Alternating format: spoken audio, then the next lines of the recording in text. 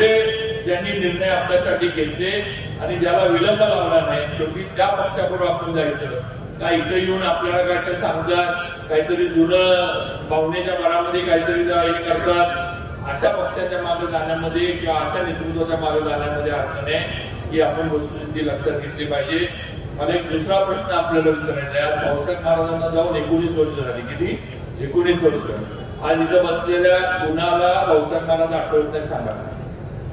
एक तर जरी माणूस आहे की त्याच्या मनात भाऊसाहेब महाराजांची आठवण नाही, सगळ्यांना आठवत. बरोबर आहे की नाही?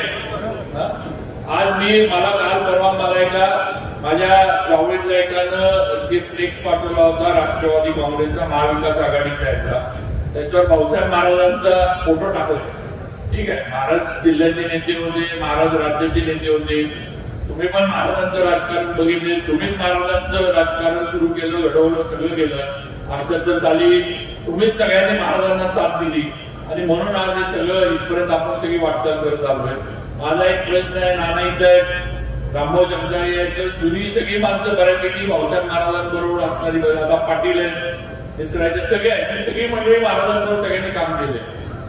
ज्या वेळेला महाराज राष्ट्रवादी काँग्रेसचं सरकार होतं, ज्या वेळेला महाराज आमदार होते, माझा एकच या महाविकास आघाडीला आणि त्यांच्या सगळे जे पदाधिकारी त्यांना प्रश्न आहे की त्यावेळेला राजू लोंगारे पण आमच्या ठीक आहे, जेव्हा मी मधल्या याच्यामध्ये वेगळ्या मार्गाने होतो, राजू लोंगारे पण इथे. पण त्यावेळेला माझा एकच प्रश्न आहे की भाऊसाहेब महाराजांना मंत्रिमंडळातनं बाहेर राष्ट्रवादी काँग्रेसनं का ठेवलं? एवढं उत्तर सातारकरांना मला वाटतं राष्ट्रवादी काँग्रेसनं दिलं पाहिजे. असं काय महाराजांबद्दल चुकीचं झालं होतं? असं काय महाराजांनी भ्रष्टाचार केला होता का? असं काय महाराज कुठल्या भानगडीमध्ये अडकले होते का की त्यांना मंत्री का त्यांच्यामध्ये कॅपॅसिटी नव्हती, कार्यक्षमता नव्हती का भाऊसाहेब महाराजांमध्ये काम करण्याची? मुख्यमंत्री झाले असते तर महाराज जर काँग्रेसमध्ये राहिले असते तर महाराज हे मुख्यमंत्र्याच्या याच्यामध्ये आले असते. विलासराव देशमुख मुख्यमंत्री झाले आणि महाराज इथे राष्ट्रवादीत प्रवेश केला आणि नंतर राष्ट्रवादीनं महाराजांना पूर्णपणे बाजूला टाकून दिलं आणि नंतर महाराजांचं निवडणुकीच्या आधी निधन झालं. ही वस्तू तिथे ह्याचा विचार करा.